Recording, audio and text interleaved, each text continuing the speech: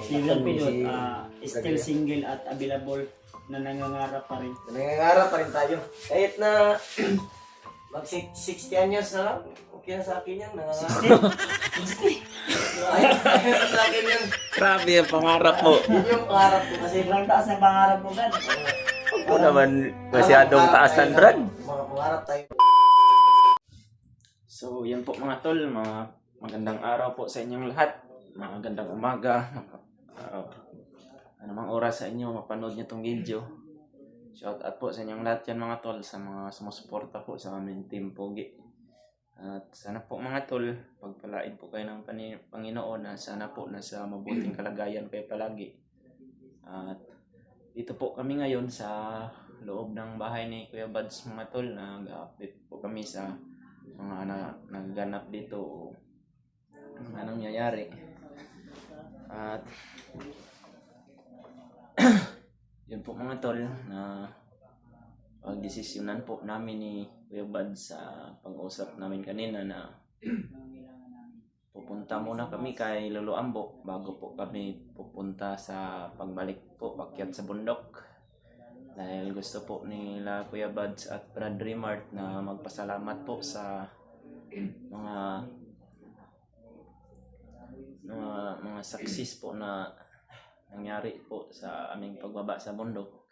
Lalong-lalo na po na si Brad Remart ligtas po siya na nakauwi at wala pong nangyaring masama sa kanya at sa kanyang pamilya. At si Brad Binji din po, nagamot po namin dahil po sa mga gamot na binigay ni Lolo Ambo para po maibigay namin kay Brad Binji para po siya ay tuluyan pong gumaling sa kanyang pag-hypnotize dahil kinakailangan niya na rin po na maging matino yung kanyang pag-iisip dahil ang kanyang pamilya din po ay hawak din po ni Commander Bagnot ngayon. Gaya ko rin po.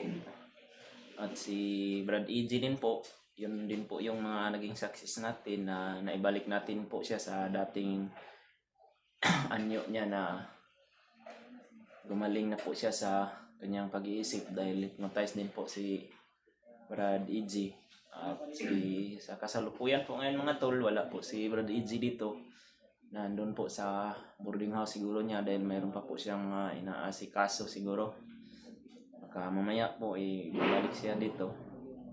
At sana po mga tol, hindi po kayo magsawang magsuporta po sa bawat video na aming na-upload sa aming YouTube channel. Maraming salamat po talaga sa inyong walang sawang pagsuporta mga tol. Lalong-lalo na po sa aming lahat at sa iba pang mga hunters na kasama din po namin na nag-i-explore sa bundok, sa kagubatan. Sana po ay sa mabuting kalagayan kami lagi. At andito po si Brad Pidot mga tol na sana po malaman nyo din po na si Brad Pidot mayroon na din po siyang channel na dinadala ngayon, yung channel ni Ate Chrissy Marites, yung asawa ni Kuya Bud. Siya po yung magpapatuloy na mag-upload doon mga tol dahil yung asawa po ni Kuya Bud busy na po siya dahil mag-review siya, Brad. Mag-review daw siya para pag-exam para sa teacher. Oo, mag-aaral na daw niya sa labuan. Kaya samantalang tayo muna yung maggamit ng kanyang channel. Sayang din po kasi yan, Brad. Nakasahod na kasi yan. Mas mabuti na yun na may pagpatuloy mo dahil hindi mo yan ma-uploadan, hindi niya ma-uploadan, di mo ano yung pagkasalita niyan? Demonetize. At si Kuya Buds mga tol, nandun po sa kanyang kwarto. Nag-update din po, nag-video din yun siya, Brad, no? Para makita niyo po din yung mga sitwasyon namin dito. Bakit po talaga ng media na ito mga tol.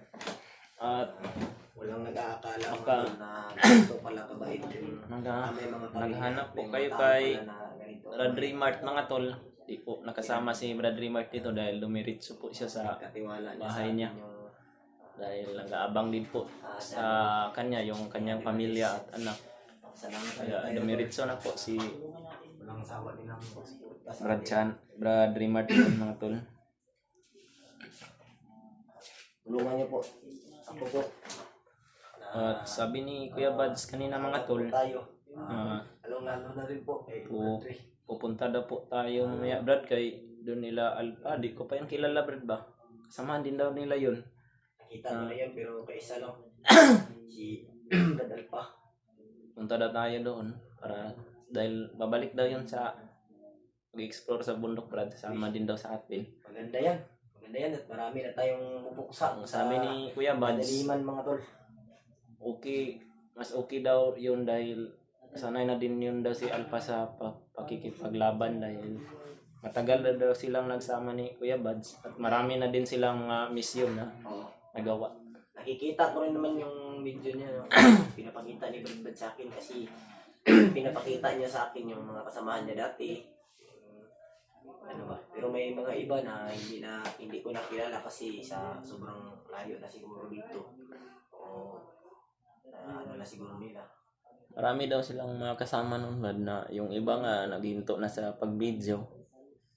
Naghinto na sa pagkuhan dahil nagtrabaho na daw ng kuhan.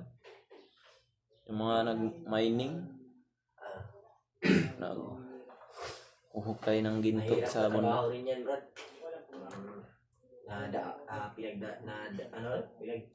Pinagdaanan na po natin ang ganyang trabaho. Napakahirap. Napakadelikado din yan Brad yung mga mining dahil Kasi kung pag maglindol o mayroong mga bagyo, bumagsak agad yung mga lupa, matatabunan pa isa tayo. pa dyan, delikado talaga yan kasi kung may makukuha ka na ginto ba, hindi ka sigurado kung papatayin ka ng kasamahan mo o anong mangyayari sa'yo. Yan din yung isa. Kasi ano yan eh, parang pakyaw. Alam ko na kayo rin. Sige ba, sa kwarto nila. Gusto mo ka bang sabihin? At yun po mga tol, Spiderman rin pala mga to. abang din po kayo sa mga Kailangan din video namin sa pagbalik namin sa bundok. ligtas kasi Dahil napakarami pa po talaga ng problema ngayon ng aming kinakaharap. maabutan na Nandito yung mga kasama natin. Si Brad Pidot, si Brad Ray. ligtas. Doon si So, yung mga Kuya bago Buds, nating mga tol. kasamahan na talagang buong puso na nagbabagong buhay. malaking pasalamat po talaga namin kay Kuya Buds mga tol dahil kahit napakalaki na ng kasalanang nagawa namin, tanggap pa rin nila kami ng buo dito sa kanilang pamamahay. Walang kasing katulad dito si Kuya Buds. Napakabait po Bahay talaga namin, nila. tol, itong tinitira namin ng asawa ko ay bahay talaga ng mama at papa ko to din. Kami ay pag may ipon na kami soon, makatapos ng pag-aaral yung asawa ko, ay siguro dyan sa harapan ng lupa na ito ay magpapatayo kami ng sarili naming mansyon. Ay, grabe man. Okay kayo, no? Ayos rin yan. Ayos rin Mas na maganda yung mansyon. Mas maganda talaga dahil malaki yan eh. Oh. Pag mansion na yung mga Para pag-uusapan, ano ba, kahit mahirap, mayroong ano pangarap ba? ba? yun, High class. Nababagay sa iyo yung mansyon kasi mahilig kang tumulong kaya doon mo pinapatira yung ano mo ba, tinutulungan Hindi, mo. sa totoo lang po, mga tol, no? Kung may bisita po talaga ako, talagang nagsisiksikan sila dito, yung iba nandun sa labas, pinakagat ng mga lamok, kaya gusto ko talaga, pangarap ko na magkaroon ako ng sarili kong bahay. Kahit hindi gaanong malaki, basta yung mga bisita ko ay mapatulog ko ng maayos. Kasi doon kami sa labas minsan kumakain eh. Tayo lang. Na, mga bisita nandun sa labas, lamok, pinagkakagat ng lamok. Kaya pangarap ko talaga na magkaroon ng sarili kong mansyon. Yan yung Yan, dapat. yan yung mabuting Okay, no? desisyon. Napaka ano yan, Panay natin, masarap siguro Sa- na makatira na tayo ng mansyon ba. until 10 years from now, yung pangarap ko ay Marating mo na. pansungkit ko na. Oo. walang imposible sa mga taong marunong dumiskarte. Tama. Dahil yan yung mga pangarap. Yung mga pangarap mo sa buhay, yan yung magbibigay ng Dahil noon pa lang, inspirasyon para gumising ka pangarap sa kong bawat magkaroon araw. ng isang asawa o natupad na. O isang anak, natupad na. Baka madagdagan ba yan, di? Madagdagan pa yan. Isang asawa pa rin. Isang anak pa rin. Kung may pangarap ka, porsigido ka lang. Kasi kung Huwag kang makontento sa isang pangarap. Mangarap ka ng isang asawa, mangarap ka ng dalawa. kung wala kang pangarap, hindi ka kasi... Apat. Ano, Brad? Dapat kung may pangarap ka, hindi pwede na isa lang. Kailangan dalawa. Kailangan dalawa, tatlo, apat. Anong pangarap mo, Brad? Anong pangarap mo? mo magkaroon ng isang asawa? Nangarap ako noon na magkaroon ako ng sariling asawa at anak. Hindi pinagpala naman, nagkaroon ng isang asawa, isang anak at buntis yung asawa ko ngayon. Pero wala pa man. Ngarap na po ka. Nandun pa kasi yun na kuan pa ni Bagnot, hawak pa ni Bagnot, kaya patuloy pa rin ako na nangangarap na magkaroon pa ng madaming Tatagan mo lang yung loob mo, Brad. Huwag kang... Si Brad Pidot, still single at available na nangangarap pa rin. Nangangarap pa rin tayo. Kahit na mag 60 anyos na lang, okay na sa akin yan. Nangangarap. 60? Ayos sa akin yan. Grabe ang pangarap mo. Yun yung pangarap ko kasi. Sobrang taas ng pangarap mo, Brad. Oo nga. Huwag mo naman masyadong taasan, Brad. Mangarap tayo ng... Dapat mangarap ka, galing ka sa baba. 60 years old agad, grabe. Mabuting mangarap tayo. 60 plus daw, tol. Sa mga nangangarap dyan kay Pidot. 60 plus, kataas. Plus. Kasado, bayudita at ano lang yung kailangan? Birth certificate. Yun yung kailangan mga tol. At saka isang sako na nyog. Walang... Kasi kinakailangan na kasi yan ng lana eh. Hindi kasi ako isipto kapag dating sa ganyan. Kaya yung kailangan, bayudita lang at birth certificate.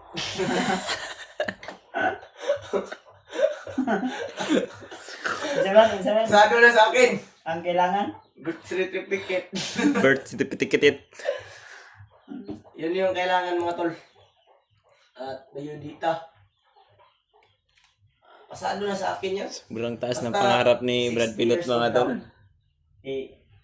Taon mula ko taron. Ang total ito, bibisitahin ko si Alpha. Ipakilala ko kay Alpha Gasher 1. Oh, Brad, dahil hindi pa po namin yung nakilala eh. Hanap tayo na pwede natin maibigay na alay kay Lolo Ambo. Para baka akit tayo ng bundok bukas o sunod na araw. O ngayon. Para ihati natin yung alay natin. Pasalamat kay Lolo Ambo ba? Salamat natin na nagtagumpay tayo sa ating mission. Marami din nagsasabi, Brad, na pag-aakyat daw tayo balik ng bundok, iwag lang daw tayo magsabi para hindi daw tayo maabangan ng mga kalaban. Di, sabihin natin na ngayon tayo akyat pero Sa bukas pa susunod din. na araw pa pala. Para mag-una sila doon, Brad. Tama. Sabihin natin na hindi kami aakyat ngayon. Sa susunod na buwan pa. Kasi yung ulan, sunod na buwan pa. Mag-abang sila doon, mamamatay na lang sila. Oh, matay. Hindi pa tayo dadaan. Mamatay sila sa kakaantay sa atin.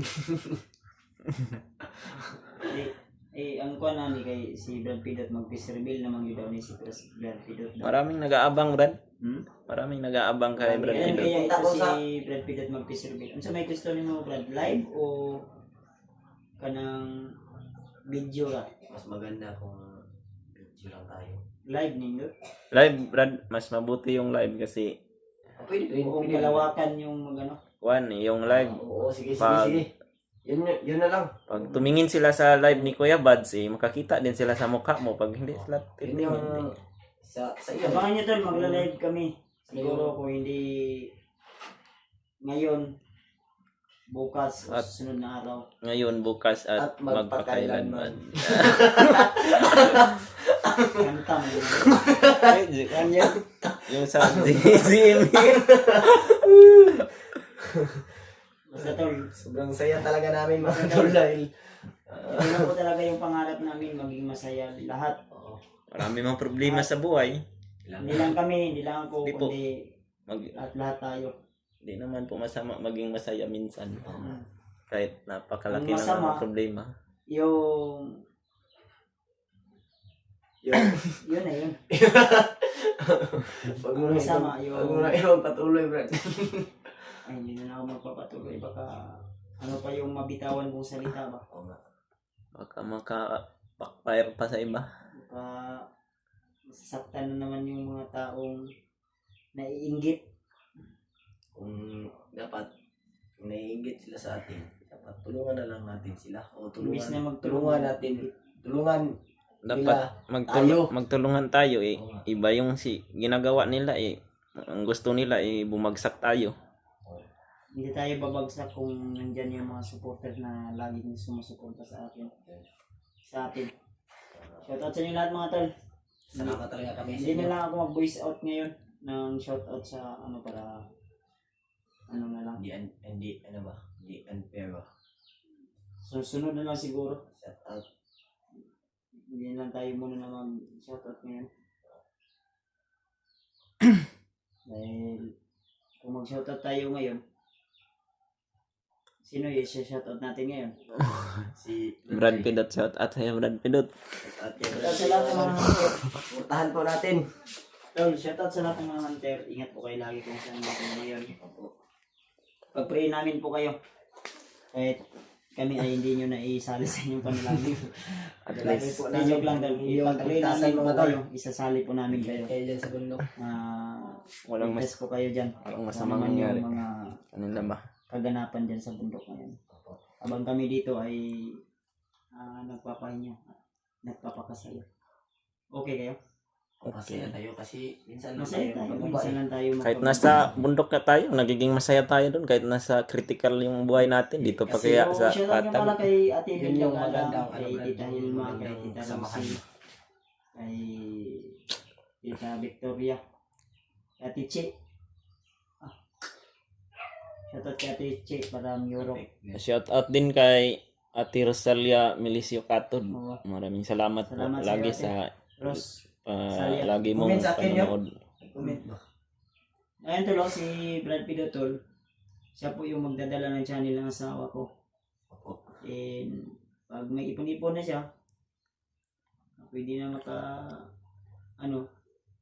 kasi balak niya daw kasi uuwi din dun sa kanyang lola. Kakay lola, Brad. Uuwi daw din siya. Malayo din pala sa kanila ni Asan Brad yun Pidot. yung asawa na Brad? Lagi ko balo. Ang balo. Nandun siya, nalinis siya naman si Brad Pidot. Anong mag-istorya tag asawa mo, anak-anak magigasi mong itlog, Brad. Katulan.